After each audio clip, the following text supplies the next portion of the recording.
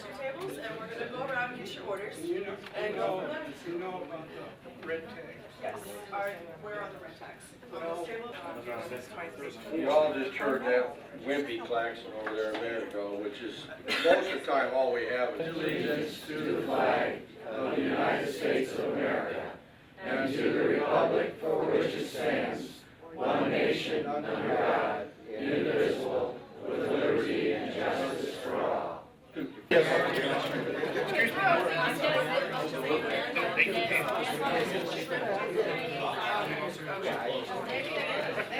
Real quick, we have pasta, fish, beef, fish, all right?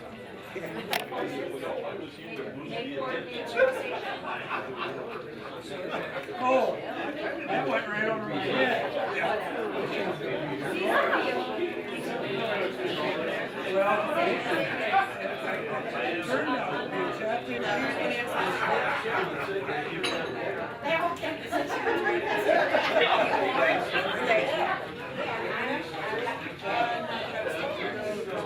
So how do you get good?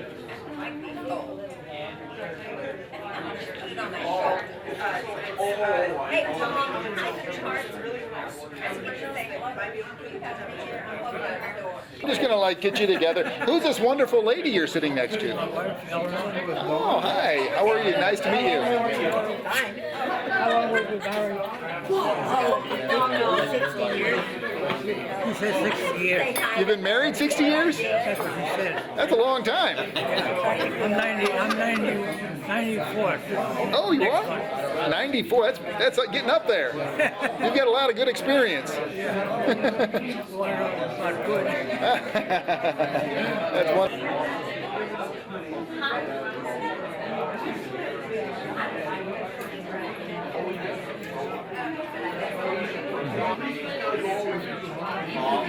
I talked to your son.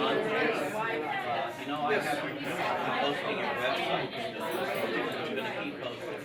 Paperback and all that kind of stuff. So don't everybody website.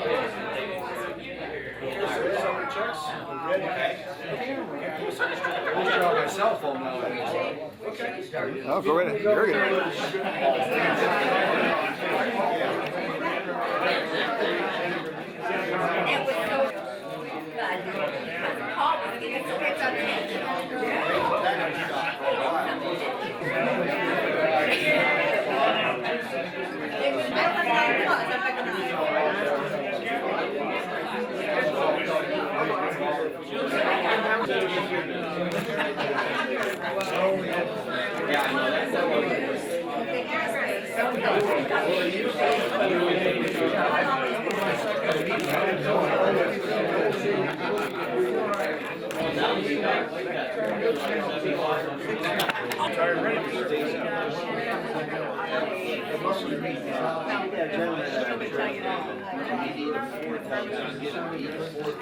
Some film crew came from Japan to, Oh my gosh. after they had, University of Hawaii found the subs Right. scuttled. I'll tell you what, sir. Can I have you spell your first and last name for me? Can you spell your name? Yeah, here. It's on here. Okay, it's Paul. There we go. Paul Whitmer. Yeah, And you're Paul Whitmer. yeah. Paul, can you tell me what did you do in the service? What branch of the service were you in? Navy. You were in the Navy? Yeah, and the submarine surface. Submarine service. Okay. And what exactly did you do in the Navy? Well, I was rated as an engineman. It used to be motor machinist mate, and later they converted that to engineman. Okay. So we take care of the diesel engines and run them and overhaul them. And, that was it. Okay. What years did you serve? 42, 1948. 1942 to 1948? Yeah, 6 years. Okay. And did you see a lot of things during that time? See a lot of what? Did you see a lot of different things happen to you? Did a lot of things happen to you during that time? Yeah, it was lively, yeah. Tell me some of the things that you remember. Do you remember anything in particular that really sticks out that happened? Well, I couldn't remember it all, so I put it in books. And anybody who's interested, We, oh God, Lord, I don't know how to say this. Okay, what kind of things did you do in the Navy again? You were on a submarine, right? Yeah, motor machinists. We in the, they call it a black gang, motor machinist gang. We would take care of fuel oil and made fresh water from seawater, and we had a motor. Each diesel engine was hooked up to a generator, and we would generate electricity for the dives. We usually stayed on the surface at night, and we would. Go ahead, sir. We would, I'm just lowering that a little bit. we would dive during the day, Uh-huh. and when you got onto station, you had more submerged duty than you had surface duty. Ah, okay. But we did surface, and we did have many battles, both gun action and torpedo action. So this was in the middle of World War II, right? This was World War II, yes. Okay. It started in '41, Okay. and I got in '42. Okay. What do you think young people would be surprised to know about World War II? Because they haven't experienced it, and they probably haven't met many people that have been in World War II. Do you think anything that you'd like to tell young people about what your life was like during the war? Life in war. Yeah. Well, we ate 3 meals a day, and in the submarine service, it was you had a bunk, and you had good food, you had medical attention. Well, we had a pharmacist mate on board, and he would take care of any aches, pains, and wounds. If you happen to be unfortunate enough to get wounded. Was there a constant worry about getting into battle? No worry. We look forward to it, because that way we could earn more stars for the ship and for the crew members. Okay. Does it make you feel proud to have served? Yeah, why not? Yeah. What are you most proud of, you think? And I lasted. I came back. Quite an accomplishment. How long would you go underwater for? How long would you be in a submarine? Oh, I was in for 6 years, but during the daylight hours, depending on where you were and what part of the world you were in, we would usually stay surface. Usually, not always. No, sorry, I got that backwards. It was they submerged during the day. Submerged during the day. And surface at night and charge batteries. That was the main function. Okay. And do you remember any battles that stood out?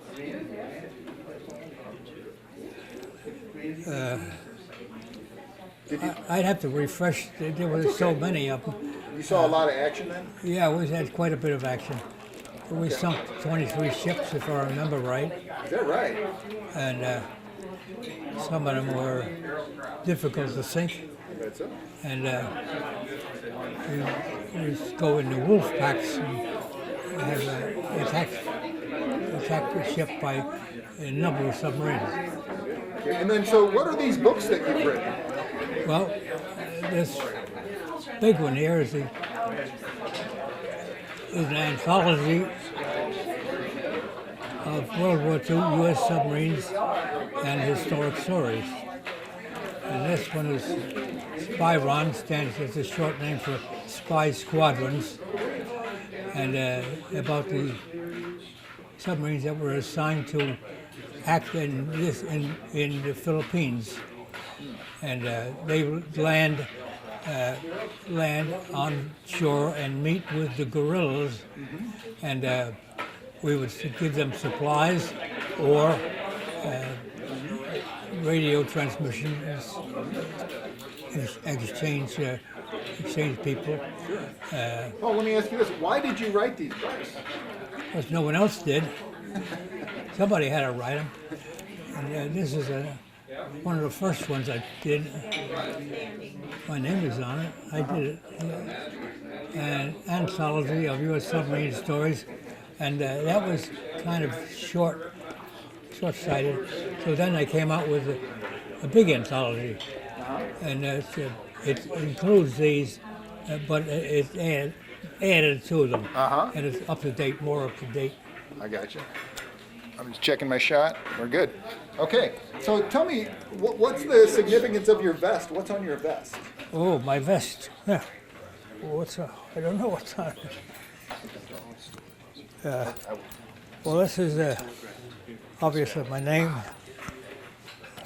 We just decorated up, and one of the members of the crew is an artist, and he made logos for us, such as this thing. And I don't know who designed this, but someone did. Okay, and there's all sorts of pins and medals. Metal. Where are they? Well, I see a couple medals here. Here's a couple medals. Oh, these were given out at if you attended certain conventions or certain Okay. events. Okay. Can you tell me what's this here? This one, Yes. these are Christmas cards I made. Oh no, I'm talking about this. Oh, that's a doll, and that's the story behind that one. Okay. I better get on my tripod for this one then.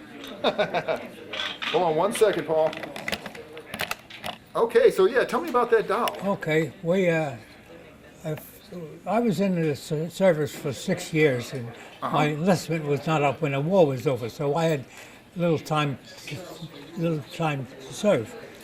And I went to Japan in service, and we were part of the occupational forces, and we were allowed liberty. That's freedom to go ashore and mingle.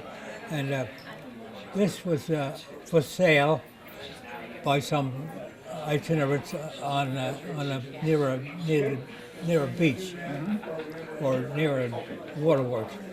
And I bought that, and I didn't know how to get it home. So someone else had a steel ammunition box it was throwing out or getting rid of. I picked that up, and this fit in that ammunition box, and I packed it with papers and shipped it home. In the meantime, I wrote or telegraphed, I forget how, wrote to my folks, I'm going to send a doll home. For 6 weeks, they waited for the dolls to show. They didn't know if it was a living doll or they knew I was in Japan, but they didn't know if it was a living doll or a facsimile doll. So it could have been a girl. And this one's all decorated in gold costume. And it was, Does that bring back a lot of memories for you?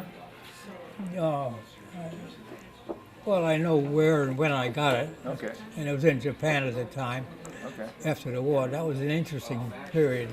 I bet. Let me ask you this. How does it make you feel to be part of this group here that's meeting here tonight? Well, this is a kind of a surprise to get a large group, a special group. I'm told it was special. I don't know if the interview was special or not. It's part of the game. Yeah. Are you glad to be part of this submarine group? Yeah, why not? What do you guys do? What does this group do together? Together, Yeah, what do you guys do? BS. Yes. Tell stories. Is it nice to have some friends who went through kind of the same Yeah, experience? very nice, very nice. Yeah. Very nice to have old friends and old shipmates. And I guess you guys can share some fun stories. What? You share some fun stories together? Well, we go over the stories, and if they're good enough, I put them in a book. Very good. So I like to publish things, because if you don't write it down, it's going to be lost forever. Right.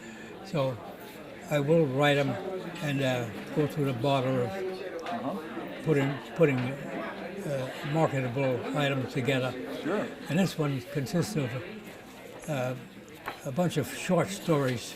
Okay. I forget how many. Are they true stories? Yeah, they're all true. All these are told by submarine men, And these are actions mostly of Bishop I was on. I got you. This also is an anthology of submarine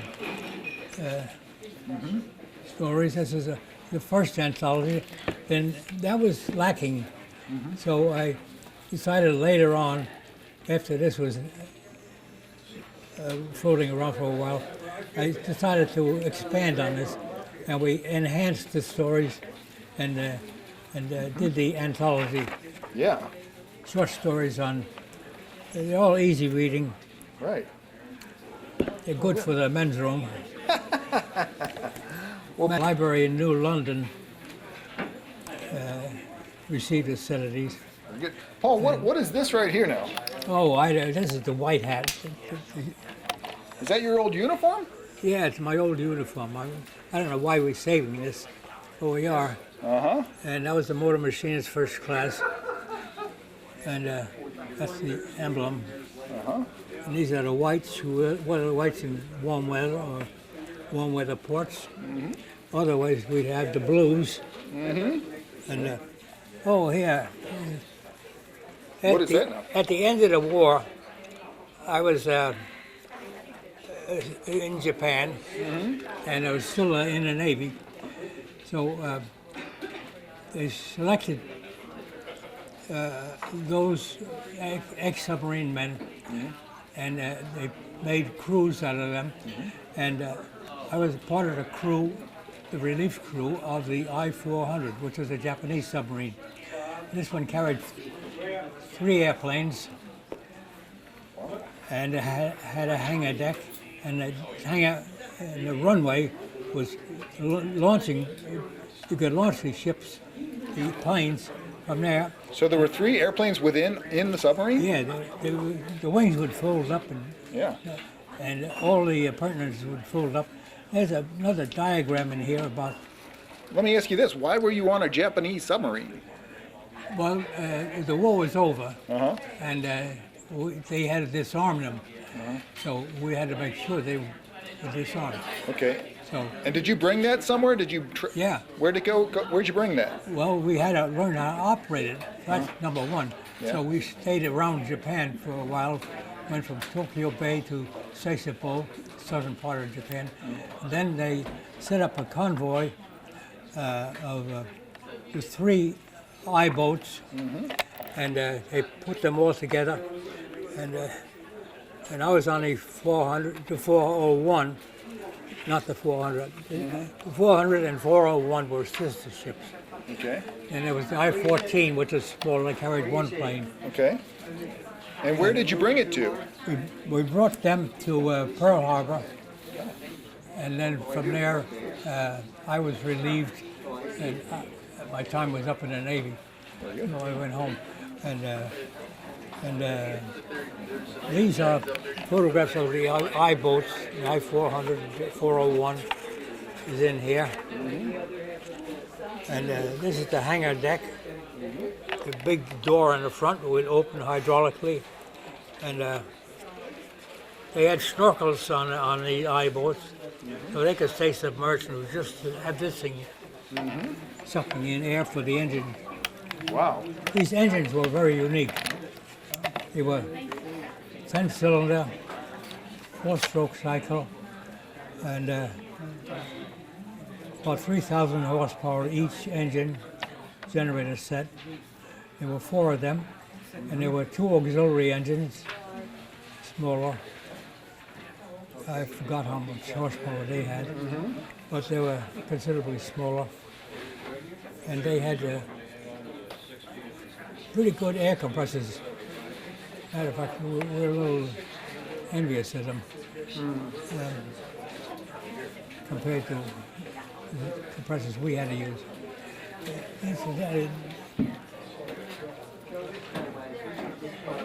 Do those pictures bring back a lot of memories for you? Yeah, these are. I haven't seen. My son is Gary, he's my youngest son, and I don't know why he brought all this junk here, but he brought. I don't know why you kept it. Yeah, take this.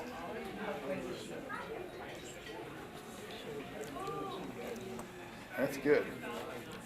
This is set of 6 books, 6 volumes. And you wrote all No, those? this one. Where's the 6? No. And the I-14 was a small vessel, Hello. and they were brought back to Pearl Harbor. This is a Springfield base, which is one of the groups that belongs to the national group, USSVI, United States Veterans Incorporated, the submarines. So tell me, so what's the name of the group then? The official name of the overall group? Okay, it's the USS Springfield base of the USSVI. Which is, where does submarine come in there? United States Submarine Veterans Incorporated. I got you, okay. All right, so all these men have been in submarines in World War II? Qualified in submarines. You have to be qualified. Which means what? Which means when you get on the boat, that you have to know every system and valve on the boat, and you have to go through the boat, and who's in charge of each room checks you out and qualifies you, and then somebody takes you through the whole boat again, sometimes an officer or sometimes the chief of the boat, and then when they say you know enough, then you're qualified, and it usually takes about a year. Okay. Joe, are these all World War II vets, or are they other wars too? No, we only have one World War II vet. Okay. We've already That was talked to him. Paul? That was Paul, yes. What wars is everybody else from? I'm from the Korean War. Okay. I went in slightly before, during, and after the Korean War. And it's a lot of them are just what you call Cold War veterans. They were in keeping track of who's in the ocean and chasing after people who aren't where they're supposed to be. I got you. So, Joe, is there a group like this? Why do you guys all get together? On a submarine, as you can imagine, being as close as you are, there's a lot of camaraderie. And so somebody from World War II guys actually started this organization, and it just carried on from there. Okay. We had 2 guys when I first came on here from World War II, and one of them passed away. He spent a lot of time in Australia, and he used to sing Waltzing Matilda at the drop of a hat, anywhere. And he knew every verse. Is that right? Yeah. So what do you guys do when you get together? What do you do when you have functions? We lie mostly. Tell sea stories. You know, a lot of it, everybody that's been on a boat for any while has got interesting stories. So there's been disasters about to happen or it did happen. So it's very interesting. Very good. And Paul's got some fantastic stories. He's probably the premier guy on here to talk to. Very good. And so why don't you give me one of your stories? Tell me one of your best stories. Well, I don't know if it's the best or the worst, but we were laying a minefield, and we've had a fire. It's like a torpedo, about half the size, 44 of them every minute and a half. So it's chaos and bedlam, all this is going on. Well, they fired the wrong tube, and all this water is pouring in a 16-inch valve, so you could just watch the water coming up like that. We went down, we sunk. Fortunately, only 250 foot of water, so we came to rest on the bottom. We kind of know, all was trained to know every valve to see, but we had closed that valve, but I didn't know how deep it was. I thought I was dead. You know, when that thing stopped, I'm like, I'm gonna live. Then we pumped the water out and eventually came back up. Wow, So that must have been scary. it was scary. That was about as scary as I've been in my life. Yeah. Okay. Joe, what would you tell people? There's a lot of young people who probably don't know anything about submarines or anything about wartime.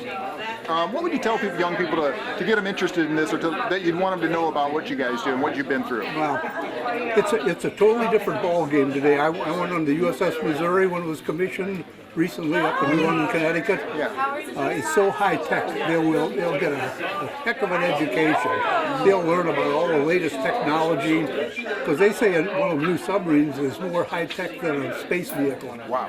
Yeah. So it wasn't that way when you were on one? When I was on, we had a sonarman, one guy in the forward torpedo room with earphones and an oscilloscope, and now you go on a ship and there's like 20 screens with these guys all over the place. I didn't recognize anything. I went on there and I was like in a different world. So I think it would be a great education just to go on. For sure. Last question for you. What's the best part about being part of this club or this group? The best part of the people, these submariners are always great guys. Just they're reasonably intelligent, and they're a lot of fun. Yeah, that's it. They're still a lot of fun even when they're 85, 90 years old.